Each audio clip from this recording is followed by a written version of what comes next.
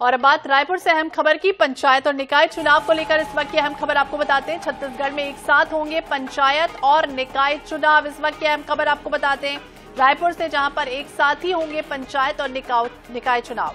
IAS Richa Sharma की अध्यक्षता वाली कमेटी ने सरकार को रिपोर्ट सौंप दी है।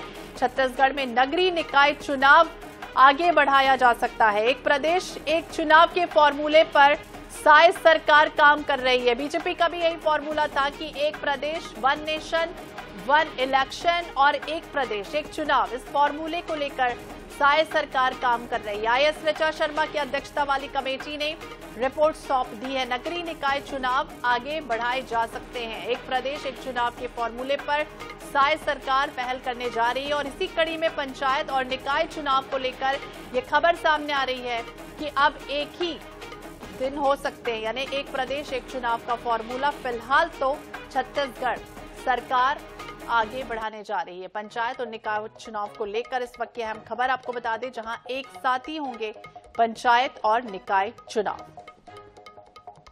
तो नगरीय निकाय चुनाव आने वाले दिनों में छत्तीसगढ़ में होना था, उसे लेकर ये कहा जा रहा है कि अब ये आगे बढ़ते हुए नजर आएंगे। तो एक साथ होने जा रहे हैं पंचायत और निकाय चुनाव। इस वक्त की अहम खबर छत्तीसगढ़ से आपको बता दें, आईएएस ऋचा शर्मा की अध्यक्षता वाली कमेटी ने सरकार को बकायदा रिपोर्ट सौंप दी है। तैयारियां हो रही थी इसे लेकर, लेकिन अब पूरी तरह से कवायद जारी होने जा रही है।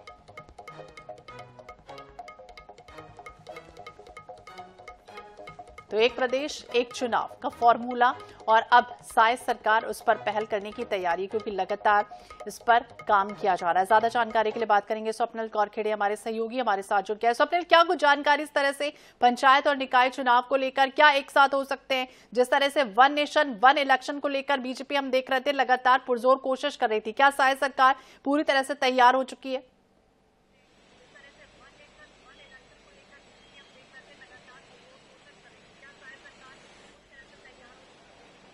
जी बिल्कुल।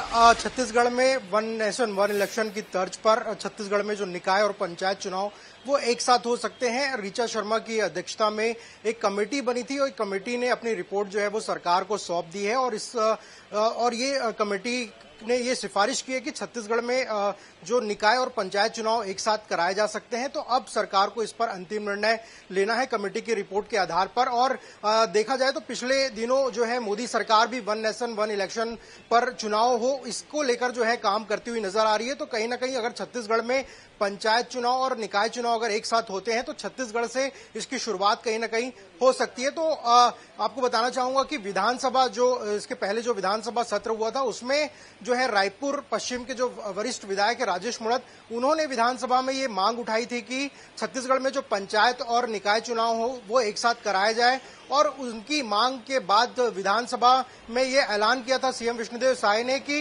एक साथ चुनाव को लेकर जो है कमेटी बनाई जाएगी और कमेटी के रिपोर्ट के आधार पर जो है निर्णय लिया जाएगा। तो ऋचा शर्मा जो आईएएस अधिकारी है उनकी अध्यक्षता में ये कमेटी बनाई गई थी।